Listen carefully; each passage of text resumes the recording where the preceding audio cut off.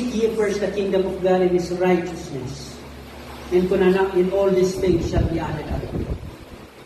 Birukan tayo nga kanawin iti pagarian ni Diyos. Birukan tayo iti kinalintag na. Kasi ano nga birukan tayo? Ibagatin tayo, kamatan tayo. Nakasya isulang iti magaling na birukan iti Diyos. Tarigadayan tayo maawatan. At nga maawan. In all these things, ano yan nagiging all these things na mailayon kanya tayo? Definition ni Apo, iti material na banbanag tayo. Material na banbanag tayo, makan kang mainom, maibado kang pagyanan, pagtangunan, kasapulan tayo na kita. Ngayon po na ipagpakro na tayo kay Kajeropan, ipag-ariyan ti Diyos, at amin na ito yung banbanag.